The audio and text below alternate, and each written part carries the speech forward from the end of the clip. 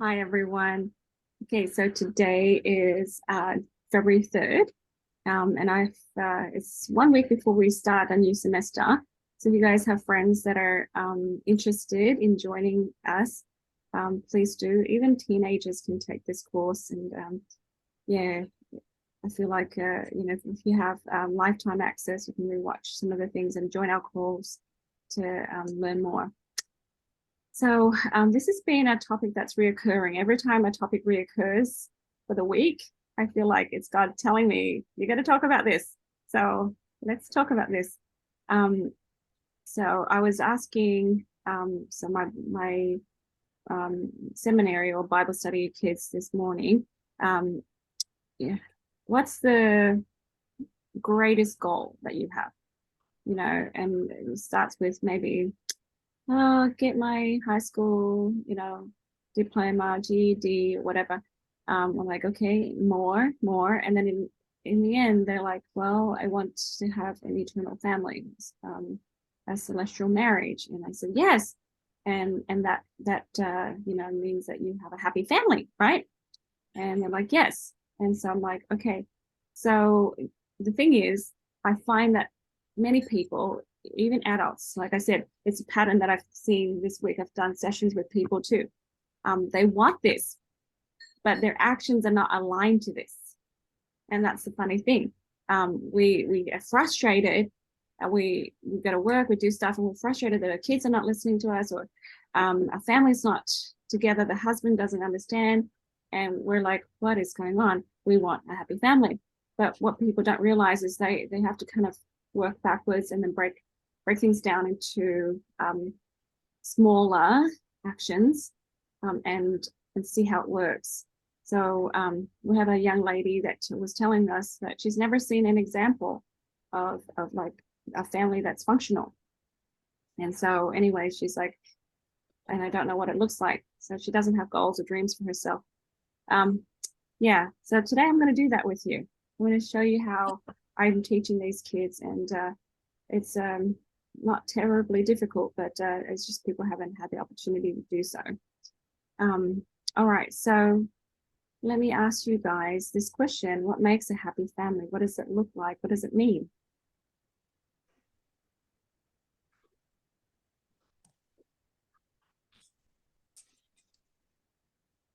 What do you think a happy family looks like? I'll share.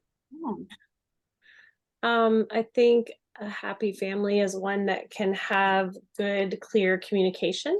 yep, It doesn't mean you necessarily have to agree on everything. yep. Um, People think, oh, if you have disagreements or arguments, then you must not be happy family. I don't think that's the truth. But being able to communicate with each other, even when you are unhappy, I think is really healthy. Um, Because you resolve it. Yeah. Yeah. A family that supports each other in whatever each family member's goals are. Mm-hmm. Whether that's what you hope for that person or not, like if it's their goal and their desire or their passion, and you can be supportive no matter what that is. Mm-hmm. I think that's definitely healthy. Yep. Um, and being there to support each other when we are having rough times, like when we are hurting or when we are lost or struggling or whatever it may be, being there for each other and supporting them through not just the happy times but the hard times too. Yep. I love that. Perfect. Anybody else? What makes a happy family, guys? Ultimately, um, for me, it would be just everyone united under Christ. Mm-hmm. That would be like the ideal. Yes. But we know that that's not always the way it is. So Yep. when it comes down to that, it would be in our terrestrial, our telestial state Yep. here, a place of safety, of love, of consideration for one another and one another's views, so that there's that foundation of love and trust that hopefully will ultimately lead everybody to focus on Christ. Mm-hmm. Yes. Perfect. Yeah, I love that. That unity. Anybody else? Jade, can I add something in? Mhm. So what Cami just said made me think of many years ago, I used to say, I'll be so happy when, and I would think about when my whole family was in church together, including my husband, like when we were all there, I'll be so happy when. And then one of the things I've really learned through this course is that it is your choice to be happy. We get to choose to be happy, and we don't have to put stipulations on that. Like when this finally comes around, I'll be happy. We can Yeah. choose to be happy now in the moment, in the process, in the Mhm. progress, even Mhm. though it might not be our ultimate goal. Mhm. Um, we can still choose to be happy. So I think it's important to Yeah, remember I that too. love that. I love that you pointed that out because happy begets happy. Happy attracts Yeah, happy. that's very Yeah, true. yeah. So that's why even if we're not quite where we want to be, and all of us are always wanting to progress, of course, we need to kind of establish that foundation in our heart, because our heart is the compass that um, is magnet and draws those things to us. So So true. be happy, and then you draw more happy instead of waiting. I'm unhappy, and then happiness is over there somewhere, and you're never going to get it. So, and that's what I find when I do sessions with people. They're like, yes, when my son is like this and my daughter is like that and people are like this, and then I'll be happy. So that's why my stress is so high, because. And I said, okay, well, let's work on you first. Yeah. So I just feel like it's interesting. I don't want to be showing off, but I want to share with you the success of the gospel and the inspirations of God has given us. So when I was first married, I had a lady from church, and way back then they called them visiting teachers. And the lady came, and you know, she's like, Jade, do you have these problems?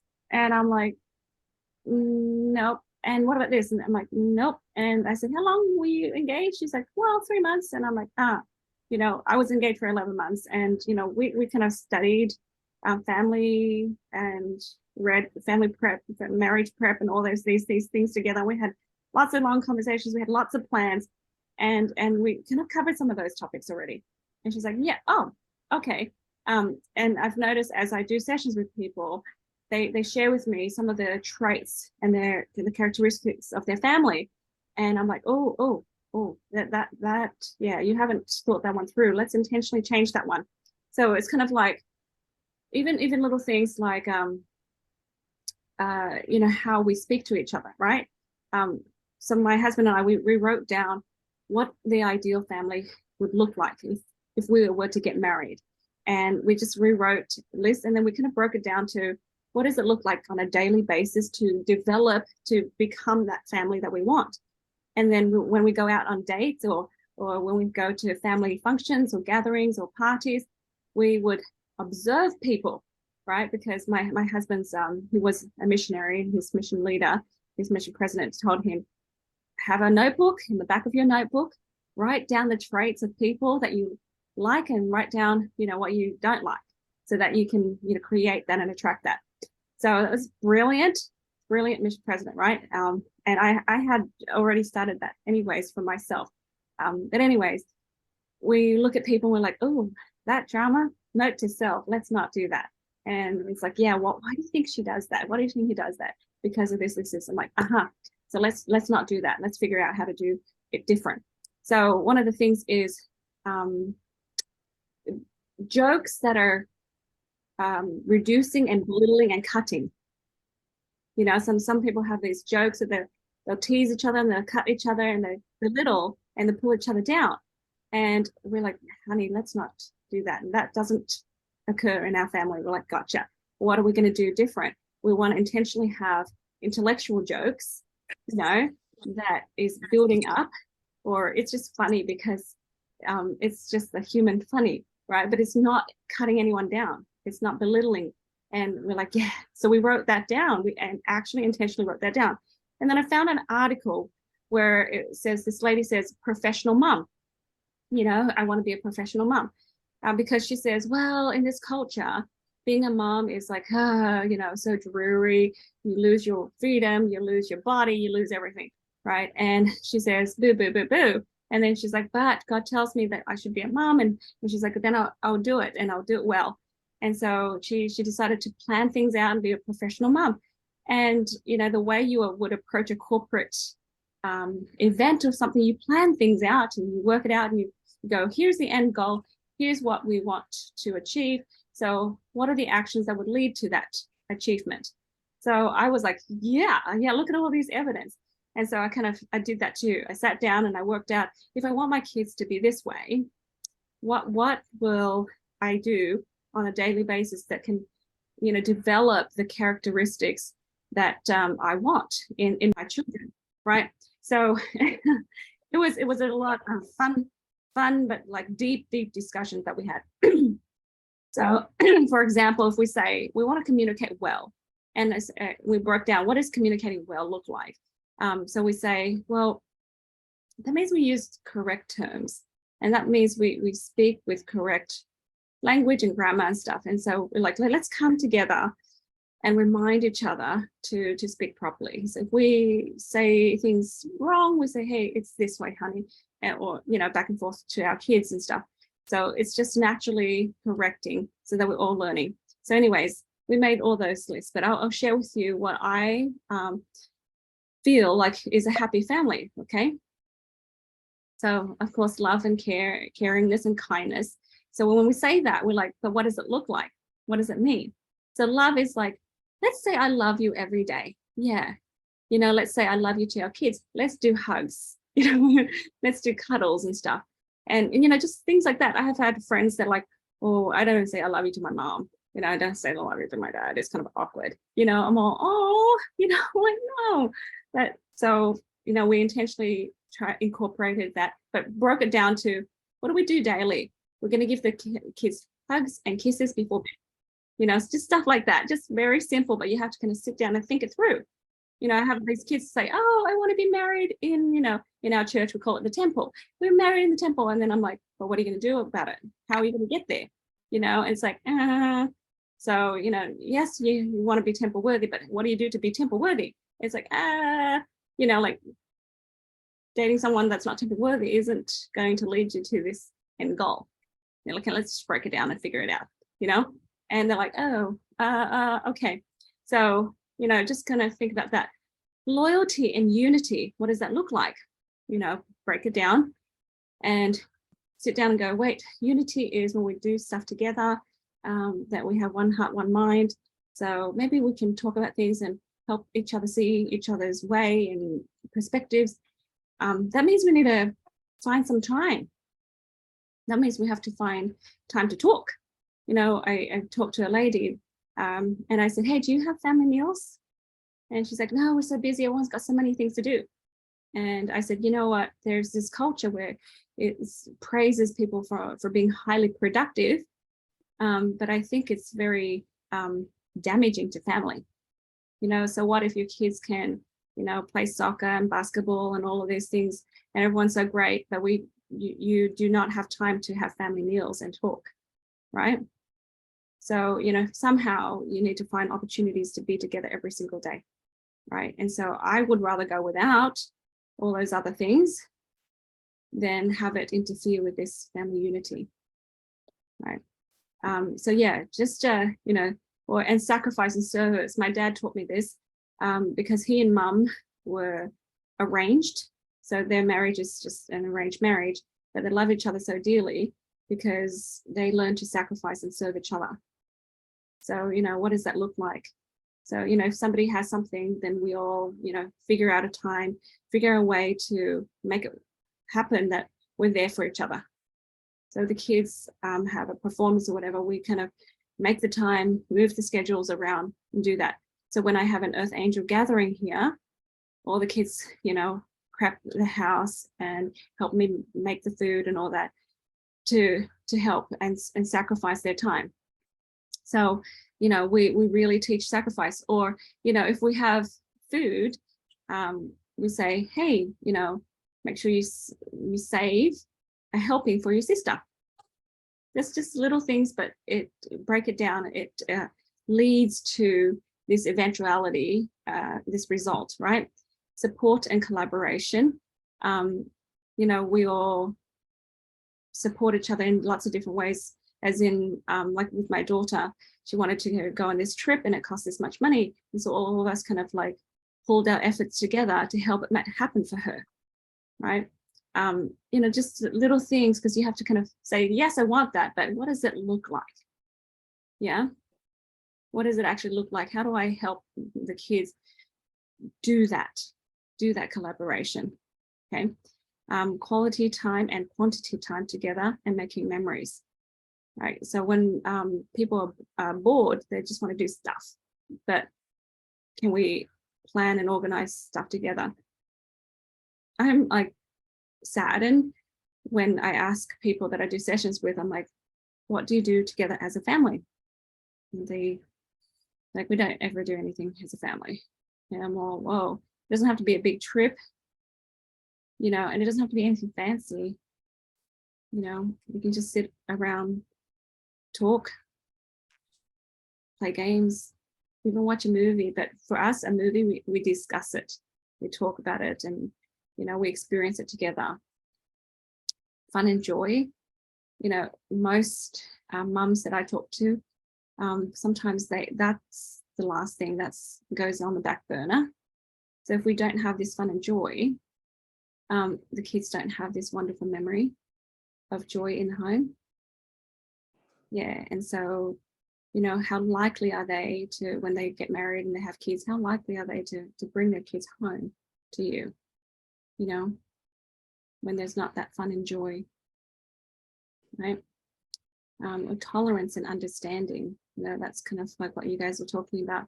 You can be different, and let's learn about each other's personalities and then understand why you do that. And, you know, it starts with you. You have to just understand yourself. Confidence and trust.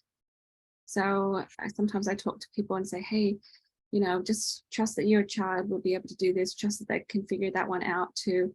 And they're like, well, I don't know, probably won't happen.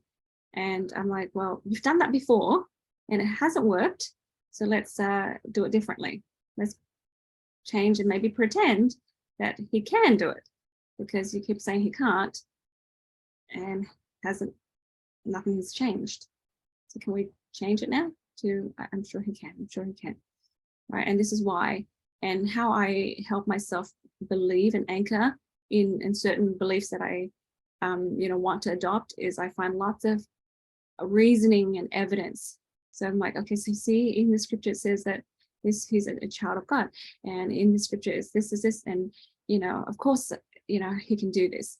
So I kind of sell myself on the new beliefs that I want to adopt. I don't wait till the evidence appear, right? I look for it and very, you know, intentionally put effort into that.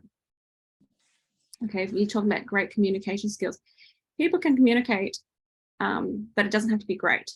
You know, a cold shoulder is communicating, you know, yelling is communicating, right? But a great communicator is the skills. So you can say, well, honey, I feel this feel, right? Identify the name of your feeling. That's a great communication skill. I am telling myself this. So this is the story I'm telling myself. This is Brene Brown, right? That when you do that, that you don't respect me, and then that makes me feel hurt. And oh, good, that's a good communicating, right? And then I feel like it's all my fault, right? And so what's the story you're telling yourself? So all of these skills, you know, we have to kind of learn somewhere, somehow. Okay. And then, you know and share family history. I read a research a few years back where they say that the kids that are most confident in school are the kids that know their family history. Why do you think that is?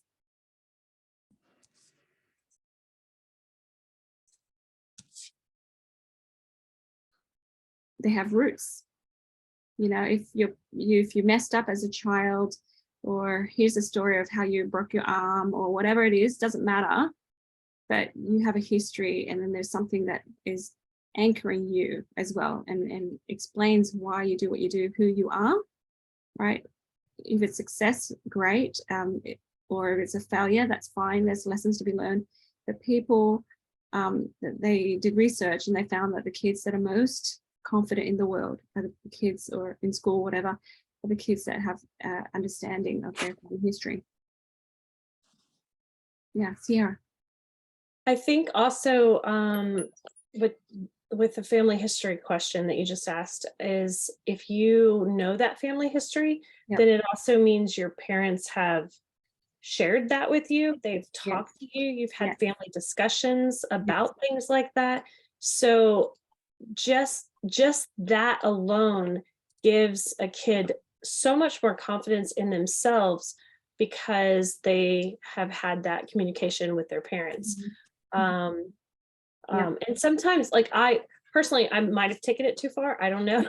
I didn't have that with my parents. Yep. So when I had children of my own, like, I shared everything with them, you know, as they got older, and it felt like, okay, they're at an appropriate age, I can now share this with them. You know, I didn't share it all with them when they were like 5 or 6 years old, but when I felt like they were appropriate age to understand something, I would tell them, you know, good stories, and I would also tell them bad stories, like, hey, you know, I made a mistake when I was 18 and I did this and da da da, and this is the outcome that it caused, you know, so that they could possibly learn from my mistakes. I know there's personalities like myself who has to like do things and learn on your own sometimes, but you can also, I learned a lot growing up through examples of other people, how they acted, how they spoke to people, watching different families and realizing, oh, you know, there is happiness in a family and it looks like that.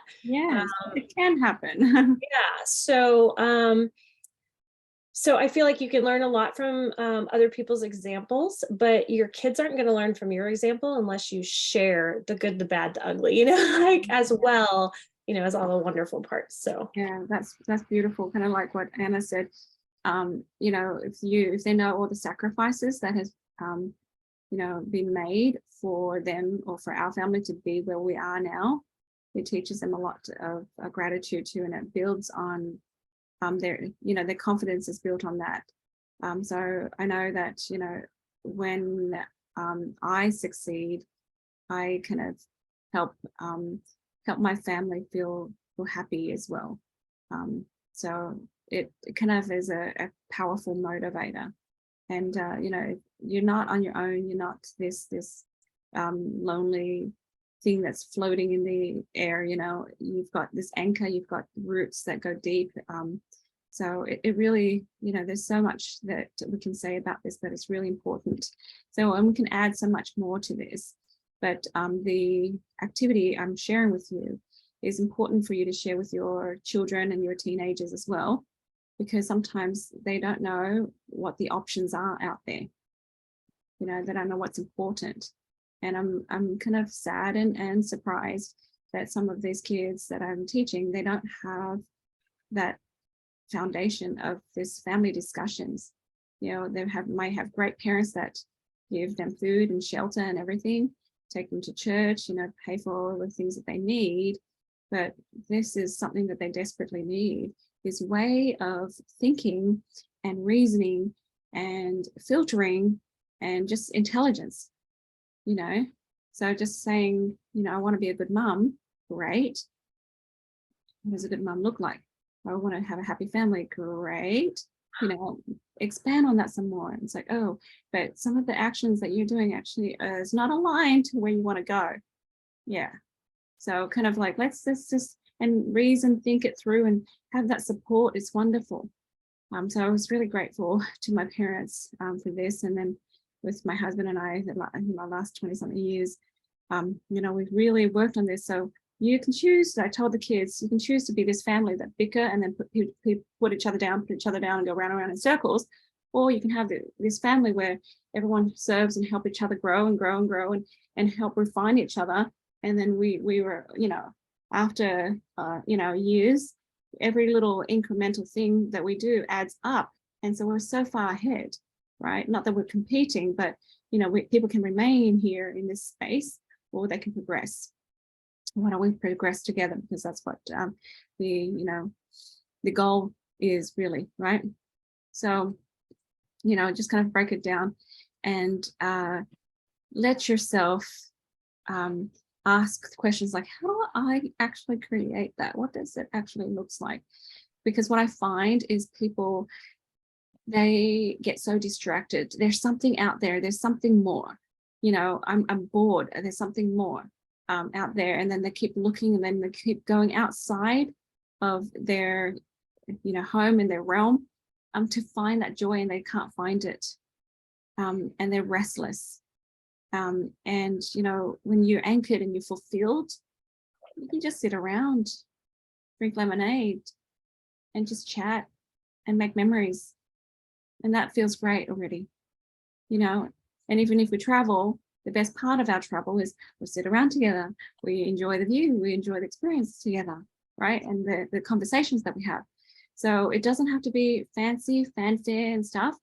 I think that's super overrated, and people miss the point, and then they get all grief and all of these things. Oh, I should be able to provide more in that area. But,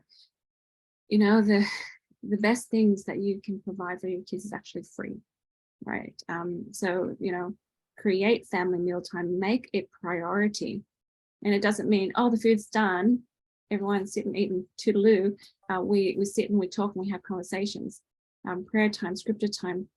My friend says, hey, but my kids are like teenagers now, it's too late. I'm like, no, your kids are going to grow up. Your kids are going to have marriages. They're going to have you're going to have grandkids. It's still not too late. Bring them together. Yeah, like my family, we still travel together, and we've got our kids and the kids bring it's just beautiful. Family projects, okay, family phone conversations, even though we have face-to-face, but we can have phone conversations with each other when we're away. Make that into a habit. I was a little bit surprised when I started the doTERRA business, how many people don't talk to their family members. Or like, tell your sister about this, tell your family about this. And they're like, I don't talk to my sister. I don't talk to so-and-so.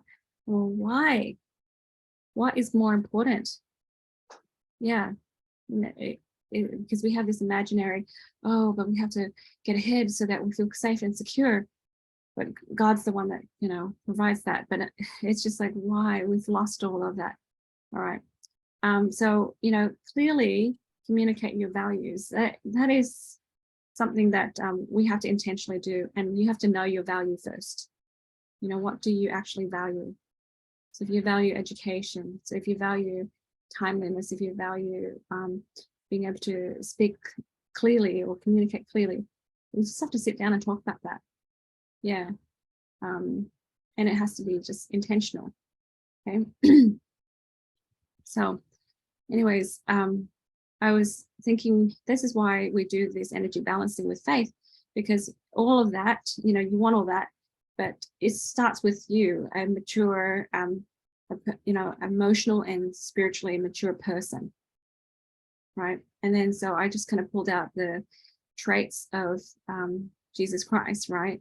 And then, what do we do? We can say, oh, that's lovely. I can spit that out in, Sunday school. But like break that down and say what it looks like and what does it mean.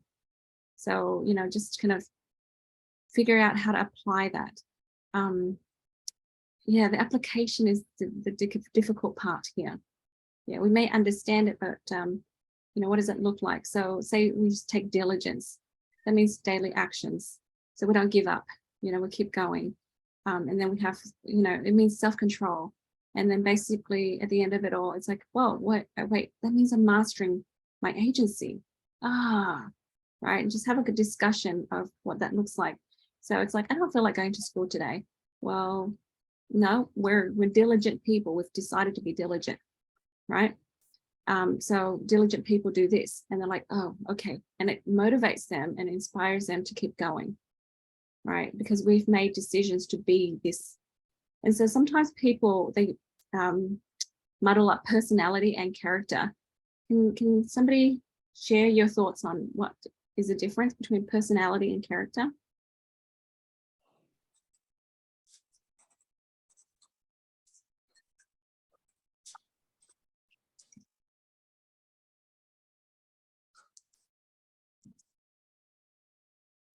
Go ahead and unmute. There we go. Is that, Yep. you hear me? Okay. I think character has more to do with, I don't know, your views on, like, your moral compass, your integrity, what you think is right or wrong, what you'll accept or not accept. I think those are the type of things that are like part of your character, but your personality is, I don't know, either like what you see, what other people see, whether you're high energy or low energy or happy or sad, or like those are your personality traits that you show. Mhm. So I don't know, I've never had to like define that, but personality would be more like the traits that people see, Mhm. coming from you, and the character is what's truly within you, like your core values. Mhm. Yeah. I like that. Anybody else want to have a go? It is tough. Help out, please. Yeah. Yeah, go ahead. Was there another person? Oh, is that me? Lucy. Go, Lucy, Um, go. Just my first thought was that character, looking at like a positive, all the good points of a character, someone with Yeah. really good character has refined their personality, Mhm. refined all the things that are them, but they've put them into, they've really made the best out of their personality, That's perfect. what they come with. Yeah, I love that, Lucy. Yeah. So it's a good discussion to have with your family. What's character? What's personality? The reason why I brought this up is because sometimes people mistaken a character flaw as a personality. And so if it's a personality, it's like what you come with. And so therefore you can't change it, you see. I'm just like happy-go-lucky, airy-fairy person. I'm like, wow. How many times do you hear that all the time? Yeah, I'm just like this. I just come and go whenever I please. I just fly by the seat of my pants. And I'm like, well, that is a character flaw, not a personality. You see? Because you can develop that. And because you want to be like Jesus, then you need to say, what is he like? So does he say, well, I'm going to come to earth, but whenever I please, never mind the star, right? When the star happens, I said I was going to come, but I just come when I please. I'm like, hello, what? Like he's not bound by his words. What? So I do this, but he's not guaranteeing that I'm going to be blessed. When he says that, I'm going to be blessed. Like, how can I trust that? So it's like unreliable. And then, if you can't be relied on, then, if you're reliable, it's a precursor to keeping covenants, you see? And so if you can't keep covenants, well then, yeah, it's very hard for you to be part of the celestial world. So yeah, you can have like a happy, a buoyant personality. That's great. Or you can have a more subdued personality, but be very, very careful not to mistaken, a character flaw with, as a personality, because it tells you that you can't change that. So, like my husband says, our kids, they need to learn how to be punctual. If you say you're going to be there, you need to be there, because that's keeping your word. That's being able to have self-control, right? And we're like, yeah, we can make that happen. If things are not important, we'll just come when we're ready, right? But if things are important, we need to be punctual, and because of these reasons, right? And so it's not, I'm a fairy, fly by the seat of my pants kind of person. It's no, that's a character flaw, and character flaws can be changed and refined, right, to have a greater character. And that's why we need to clarify our values. So that's why we need to sit down as a family and have these family times, because it doesn't all come up at once. So when things happen at school or, a situation, we go, oh, I think that's a thing that we need to clarify. So this is our family value. Do you agree with that? Or what kind of value do you have in this area? And then it's like, okay, I see.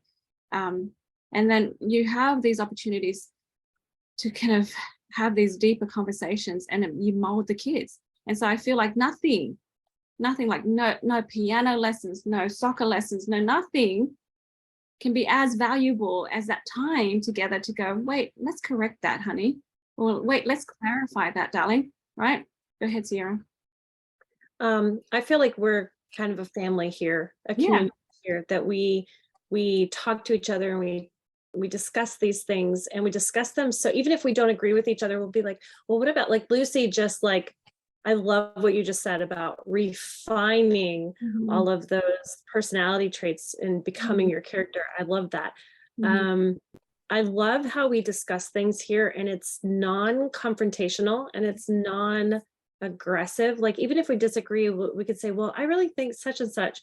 I wish it was that easy within my own family. I don't know if anybody else has the same situation, but if we bring up anything that we may have a different opinion on, or we actually just disagree completely, it's almost like tiptoeing or walking on eggshells to be like, okay, I need to bring this up because I feel like I'd like to share how this makes me feel or whatever. And it almost always turns into an argument. And that's not what I want, because just like you started this entire lesson, is what we want may not necessarily be reflected in our actions. And I want my actions to reflect the ultimate desire that I want in my family, in my life, in my home.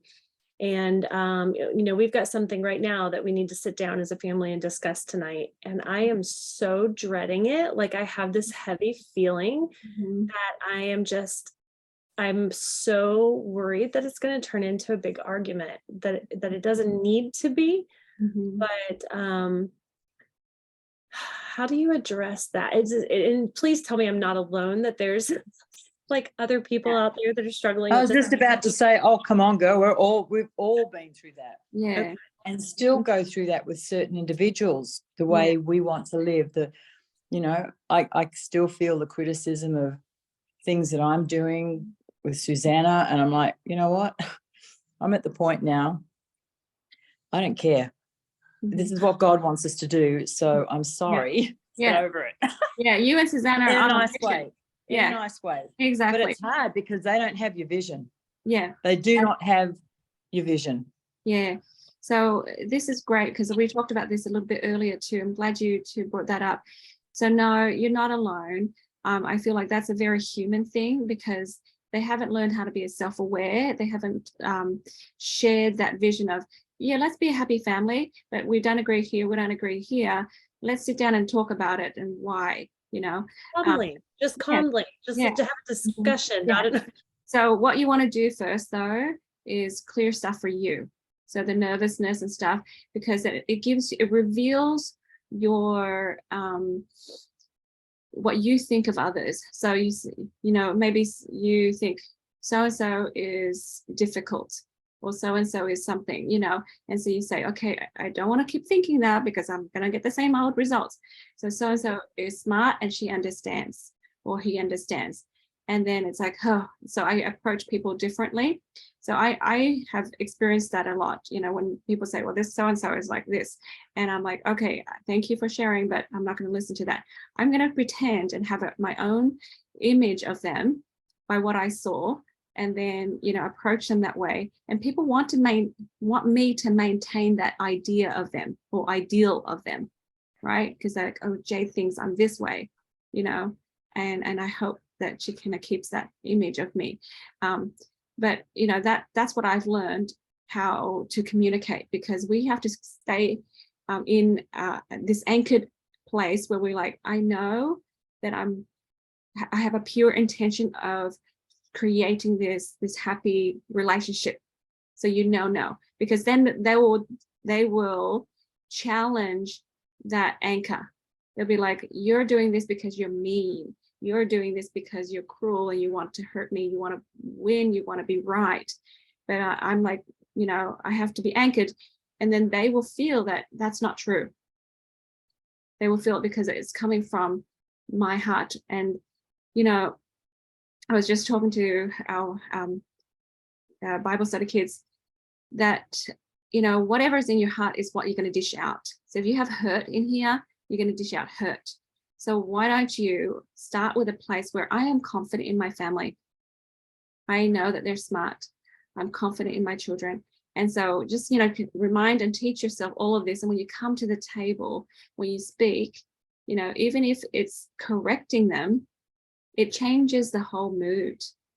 So I've had parents say, oh, I've told so-and-so, and they never listen. And then you go tell them and they listen, and I think it's because I want them to think that I think well of them, but I have to be convinced of that first.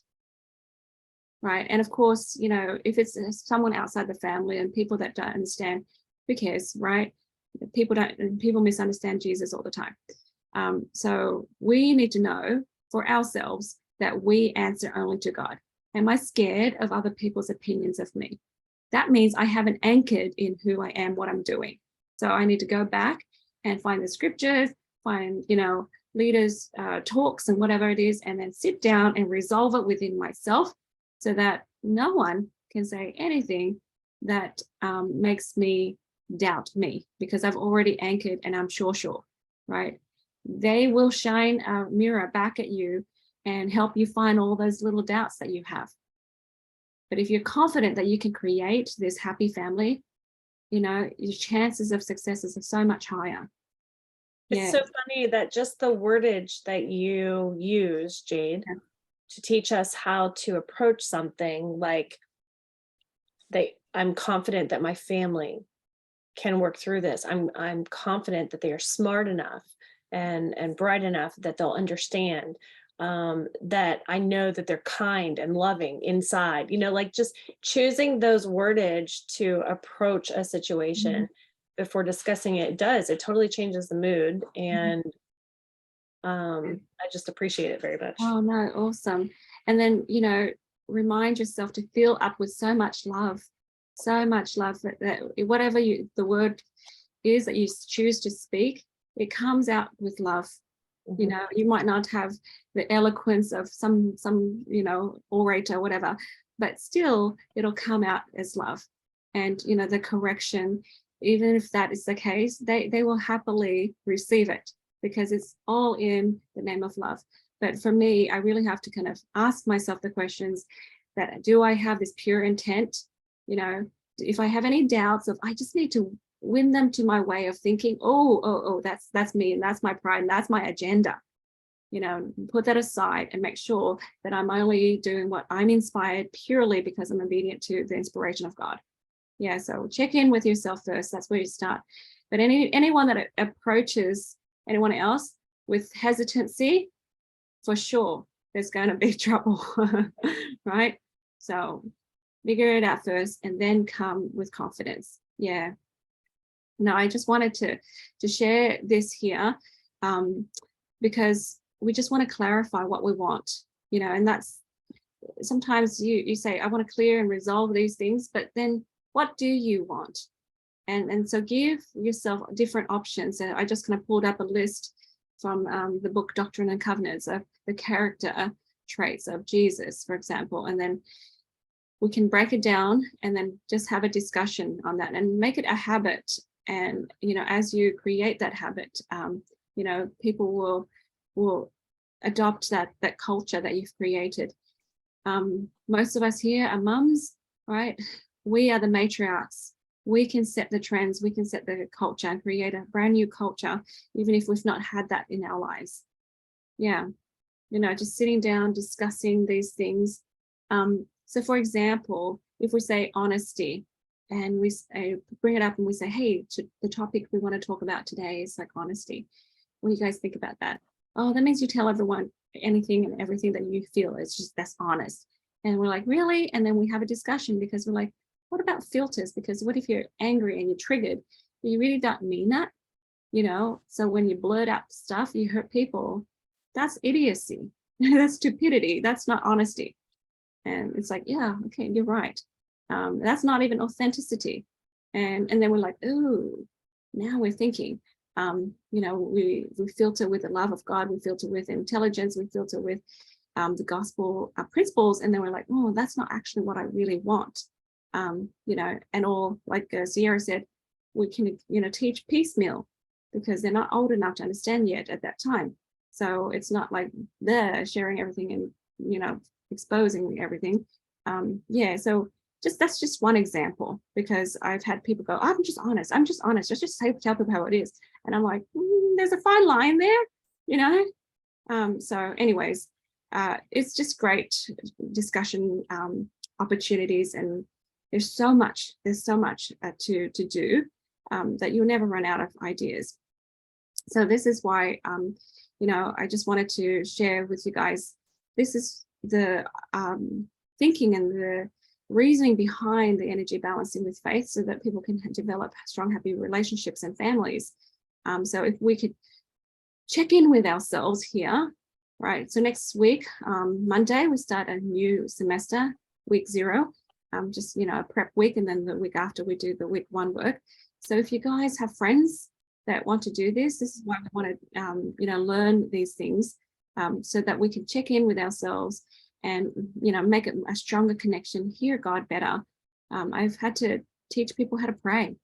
I had to teach people how to talk to God first, because they're like, something's wrong with me. You know, I have relationship problems. What do I do about them? And then it's always, let's fix you first. And then when you adjust, then people adjust. And then it's like, oh, that's good. So because this is a recording, I just wanted to share a few more things. Guys, anybody want to add anything or say anything or share anything? Yeah, well, the ultimate goal though of our community of you know, people learning the energy balancing with faith is for them to become emotionally mature and spiritually mature, right? So, you know, we can still experience, say, anger, right? But instead, we're not going to say, I am angry. You can say, I feel angry now, you know, and then we, you know, experience the same human experiences, but now we can approach it differently. Yeah, we learn how to attach things to our identity, right? We learn how to be objective and resolve emotions. So here's an emotion. I'm feeling angry. Why do I feel angry? And then you can resolve it, go through the process. And, you know, you can have the courage to feel your feelings fully. Sometimes people feel uncomfortable or angry or hurt or whatever, and they're like, oh, better not feel that. And they suppress it and push it down. And that's not healthy either, because it's not informative. You know, you get to know yourself better when you fully experience the emotions. As a human, we need to experience the whole spectrum of emotions, right? Teaches you to take full responsibility and resolve, you know, those feelings. Sometimes people, they're afraid to say, oh, that's my bad, that's me. Why? Because they think that mistakes equal I'm not enough. So of course they'll never admit that they are in the wrong, right? But if they have the maturity, they'll say, hang on, I made a mistake. It doesn't mean anything more than it's a mistake. I can redo this, right? Because they have that self-awareness. And then we have this great desire to progress and change, you know, like we want that ideal family, right? So because of that, we say, okay, this is difficult conversation to have, but I'm willing to go through it, and I'm willing to explore this because we want to get to the other side of this. You see, sometimes people say, oh, this is a difficult conversation. I don't want to have to face this, and nope, I'm going to step away. Nope, don't talk to me. All right. But because we have a greater desire to progress than you know, experiencing comfort, then we're willing to go through that discomfort. You see what I mean? I think that's the key. For all energy balancing, for me, Yeah. I think the key is you have to be okay with being uncomfortable for a little bit. Yes. You're going to be uncomfortable facing things that are hard for you to feel, or hard for you to face, or hard for you to admit, Yeah. hard for you to own. I mean, you have to face them, even if it is uncomfortable, Mhm. so that you can resolve them. Mhm. And then they're resolved and they're gone. And then you no longer have to hang on to that negative or bad energy. You can let it go finally because you faced it. But it's Yeah. just uncomfortable in the process. And so many people are like, oh, I'll just bury it. I'll bury it. Well, what we're learning is the more and more we bury, the more and more we're damaging our body. Yeah. Mhm. So that's it, because you desire so much progression that you're like, no, I don't want to have all these Do it. negative results. I want this pretty result, and therefore I'm letting myself experience that discomfort. Yeah. Go ahead, Nora. Yeah, I understand that completely what Sierra just said. And what I realized is I was looking at my things that made me uncomfortable through old eyes, through the I punish myself, or you get punished for doing bad things, or, whatever, that aren't quite perfect or whatever. But then I just decided I can't change if I'm constantly being so hard on myself and still self-punishing. Mhm. So I chose to look at myself through Heavenly Father's eyes, Jesus's eyes, Mhm. and just realize that, they are much more loving than I am. Mhm. Yeah, that's exactly right. And then you realize, okay, so yay me, that is emotionally and spiritually mature. I could go through this and say these things without people walking around eggshells around me, because every wrong word, every wrong turn, I get offended, right? So you can see some of the traits of the people that are emotionally immature. They're controlled by their feelings. I can't help it, I got angry. Well, no, yes, you can help it. So reactive, irrational, easily get hurt or take offense, scared of their feelings because they take things too personally. So feeling bad means you're bad. No, it doesn't mean that. So blaming and complaining and being passive and focused on just getting by. So when we have this survival mode, we're not in the mode of creation. Yeah. And then here we are, we're like, oh, I just want my kids this, and I just want the world to change like this, and then I'll be happy, then I'll be healthy. But I'm like, okay, let's start with you. What do you believe about your children? What do you believe about the world? When you make that change, then the world changes around you. And so that is so different, because you're sitting around going, fix me, but instead you get to fix you. And that's so much more powerful, and you get over it quickly. It's so much more liberating than anything else you can do. Yeah. Anything else you guys want to share and say?